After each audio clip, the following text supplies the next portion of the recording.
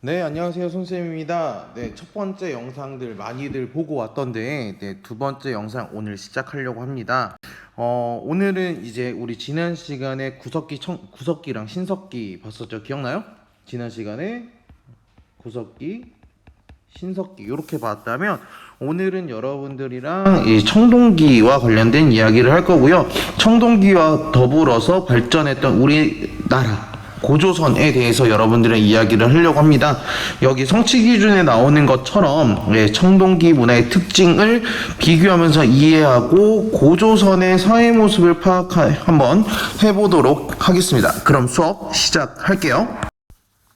네, 한번 여러분들이랑 살펴보도록 하지요. 네, 청동기 시대입니다. 청동기 시대에 어떻게 보급이 되었는가? 기원전 2000년경에 만주에서 한반도로 확산이 되었다고 합니다. 만주는 지금으로 따지면 어디냐? 만주는 현재 중국입니다. 중국에서 한반도로 확산이 되었다라고 보시면 되겠고요. 대표적인 유물로는 바로 비파형 동검, 여기 있죠. 요 생김새가 비파와 비슷하다 그래서 비파형 동검이라고 하고요. 뭐 거친 무늬 거울, 민무늬 토기 같은 것들이 있고 거푸집이 있는데 거푸집이 바로 요겁니다. 요거 거푸집이 무엇이느냐?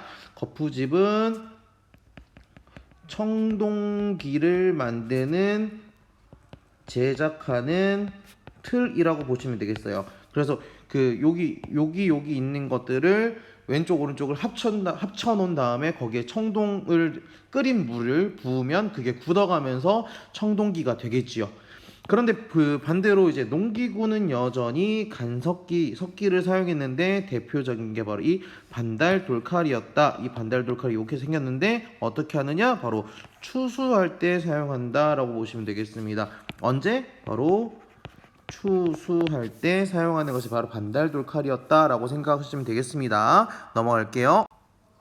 그리고 나서 이제 청동기 문화가 보급이 되는데 만주에서 한반도로 넘어왔다 그랬죠. 지도를 보시면 이 만주 지역에서 한반도로 넘어오는데 여기 넘어오면서 여기 보이는 이 중국식 거랑 좀 차별화된 모습을 보인다. 대표적인 게 바로 아까 봤던 비파형 동검과 세형 동검이 있다라고 보시면 되겠습니다.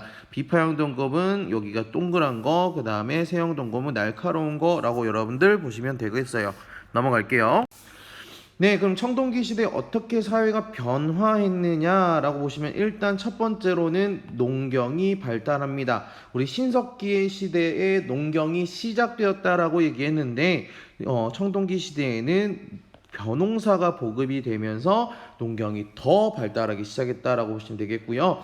죽어도 바닷가 지역에 사는 것이 아니라 벼농사를 지을 수 있는 강가나 구릉지에다가 마을이 형성되었다라고 보시면 되겠고, 그대로 집은 그대로 움집을 형성하기도 했습니다. 움집을 지어서 사는데 이 움집들이 모여가면서 마을이 형성이 되었다라고 보시면 될 것 같아요.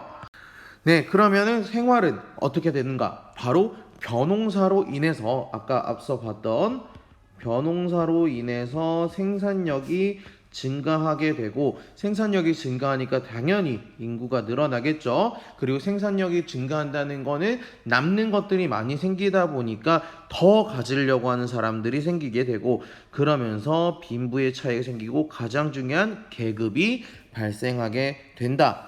이 계급으로 인해서 전쟁도 당연히 발생할 것이고 이 전쟁을 막기 위해서 방어시설이 구축이 되더라. 그래서 이 마을을 이끌어가는 자가 필요했으니 그가 바로 족장 혹은 군장이라고 이야기를 합니다. 정치나 종교를 이용해서 집단을 지배하고 그들의 무덤으로서 바로 고인돌이 축조가 됩니다. 요런 식의 고인돌이 만들어졌었다라고 보시면 될 것 같아요. 넘어갈게요. 그러면서 이제 청동기를 중심으로 우리나라에 발전했던 나라라고 이야기를 하는데요. 뭐 정확하게 기록으로 남아 있다. 그래서 이게 청동기 시절이다라고 보기도 한다고 합니다. 그래서 요 시기에 등장했던 우리 한반도의 최초의 국가인 고조선에 대해서 여러분들이 한번 이야기를 해보도록 하지요. 자, 단군 이야기라고 하고 단군 신화라고도 이야기를 합니다. 단군 신화라고도 이야기를 하고요. 동국통감이라는 책에 수록이 되어 있고요. 거기에 나와 있는 내용으로 볼 수 있는 게 바로 이 단군 왕검이라는 말, 그게 바로 제사와 정치가 하나로 합쳐져 있었다. 단군과 왕검 이렇게 보시면 될 것 같고요. 당연히 농사를 지었고 계급도 있었고요. 홍익인간 뭔지 아시죠? 여러분 아니까 간단하게 보면 널리 인간을 이롭게 하다라는 뜻입니다. 홍익인간의 이념을 갖고 있고 집단 간의 연맹을 맺고 있더라. 하나하나 한번 살펴볼까요? 이 자료 보시면은 사료를 보시면 알 수 있겠지만 옛날에 환인의 아들 환웅이 인간 세상에 관심을 두었고 환인이 아들의 뜻을 알고 태백산 지역을 내려다보니 인간 세상을 널리 이롭게 할 만하였다라고 본 게 바로 이 홍익인간의 이념이 있겠죠. 그래서 환웅은 무리 3,000명을 이끌고 태백산 꼭대기 신단수에 내려와서 그곳을 신시라고 불렀고요. 환웅은 바람, 비, 구름을 다스리는 신을 거스리고 여기를 봤을 때 요 바람, 비, 구름이 바로 바람, 비, 구름이 농업과 관련되어 있다라고 볼 수 있을 것 같고요. 그 다음에 인간 세상을 다스렸고 곰 한 마리와 호랑이 한 마리, 이건 여러분들 잘 아시죠? 그게 바로 곰 부족과 호랑이 부족에 대한 이야기구나 라고 해서 집단 간의 연맹과 연결이 되게 됩니다. 그리고 나서 이제 환웅이 웅녀와 혼인하여 아들을 낳으니 그 이름을 단군 왕검이라고 하였다라고 되어 있습니다. 그래서 계급사회 같은 경우에는 뭐 환인이 신이고 그 다음에 인간에 대한 이야기가 나와 있기 때문에 신과 환인과 환웅에 대한 이야기를 통해서도 계급사회라는 것까지 한번 확인해 볼 수 있었다라고 보시면 될 것 같아요. 넘어갈게요. 그러면 이제 고조선과 관련된 유산이 무엇이 있느냐? 아까 고인돌 중에 탁자식 고인돌, 그리고 비파형 동검, 그리고 미송식 토기라고 하는데 요 지도, 교과서에는 안 나오지만 요 지도를 여러분들 잘 살펴보시면서 탁자식 고인돌, 비파형 동검 같은 것들 분포를 통해서 여기 녹색 부분이 이게 바로 고조선의 범위였겠구나 라고 여러분들 이해하시면 될 것 같습니다. 넘어갈게요. 그럼 고조선이 어떻게 발전을 했는가를 봤을 때 고조선은 철기 문화를 보급받으면서 성장을 했습니다. 그러면서 중국이랑 교류를 하기도 하고 대립을 하기도 하고요. 그러면서 그 안에 상, 대부, 장군 같은 관직 또한 있었구나 라고 보시면 되겠습니다.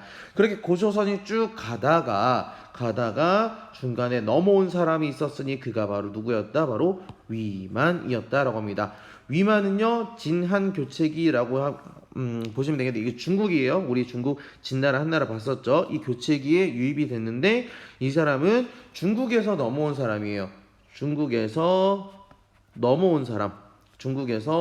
고조선으로 넘어온 사람 중에 하나인데 위만이라는 사람이 권력을 잡으면서 철기 문화가 더욱더 발전하더라 라고 이야기를 하시면 될 것 같습니다. 넘어가죠. 그럼 어떻게 건국하고 발전을 하였는가를 봤을 때 팔조법이라는 것을 토대로 이제 발전을 했었다라고 보시면 될 것 같습니다. 바로 생명을 존중하고 노동력을 중시하면서 계급사회도 있었고 농경이 중심이 되고 사유재산이 인정되는 사회였대요. 자료 2번을 한번 볼까요? 사람을 죽인 자는 바로 사형에 처한다. 바로 생명 존중에 대한 이야기이겠죠. 그 다음에 상해를 입힌 자는 곡물로 배상한다는 거, 농경을 중시한다라는 거고요. 그 남의 물건 훔친 자는 노비로 삼는다. 계급이 있구나. 그리고 상해를 입혔기 때문에 곡물로 배상한다는 것조차도 노동력을 중시한다. 그리고 속죄하려고 하는 자는 1인당 50만 전을 내게 한다. 이 50만 전이라는 돈이 바로 사유 재산이었다는 겁니다. 이러한 것들을 토대로 고조선은 이러한 것들이 중요시되는 사회였구나 라고 이해하시면 될 것 같아요. 넘어갈게요. 그러면 이제 고조선이 어떻게 멸망했는가를 봐야 되는데 진나라에서 한나라가 교체됐다 그랬어요. 그러면서 한나라가 침입을 합니다.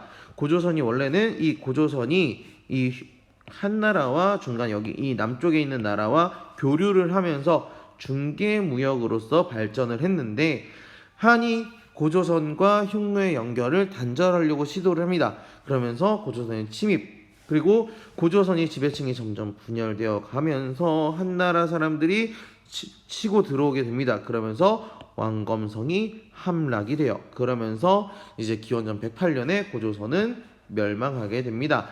그러니까 한은 이 땅에다가 낙랑 등의 9년, 그래서 한나라가 통치하는 9년이라 그래서 우리는 요거를 한 9년이라고 이야기를 합니다. 한 9년이 설치가 되게 되고요. 그리고 고조선 유민은 이쪽 남쪽으로 내려오게 되면서 사만, 우리 다음 시간에 배울 사만 사회 형성과 발전에 영향을 주게 되더라라고 보시면 될 것 같아요.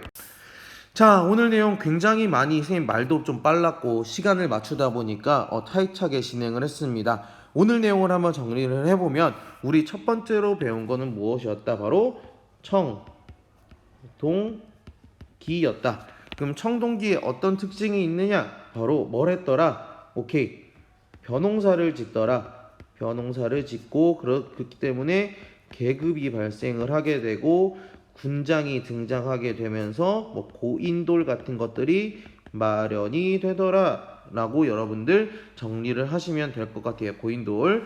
그러면서 이제 등장했던 나라가 있었으니 우리나라에는 고조선이라는 나라가 등장을 한다. 고조선에서 알아야 될 것 첫 번째, 단군 신화. 단군 신화에서 등장했던 여러 가지 이야기들이 있었죠. 뭐 농경사회라든지 그 다음에 뭐 홍익인간이라든지 그런 것들 정리하시면 좋을 것 같고요. 단군 신화를 필두로 해서 쭉 이어나가는데 중간에 뭐가 등장한다? 바로 위만이라는 사람이 등장을 하면서 뭐가 등장한다? 철기 문화가 발전을 하게 된다. 그래서 고조선의 사회는 어떻게 봤더니 뭘로 이루어져 있더라? 팔조법이라는 법이 있더라. 이 법의 내용도 뭐 사유재산, 농경, 그다음에 그 사람의 목숨을 귀하게 여긴다는 등 여러 가지 이야기가 있더라. 그러면서 고조선이 멸망하고 나서는 한나라가 직접 9년을 세우더라. 정도까지 여러분들 정리하시면 되겠습니다. 물론 청동기에 있는 유물들도 한번 여러분들 잘 정리하시면 좋을 것 같습니다. 요렇게, 그리고 요렇게, 요렇게 정리하시면 될 것 같네요. 오늘 내용 여기까지 하도록 하고요. 다음 시간에 수업 시간에 또 만나도록 하지요. 고생 많으셨습니다.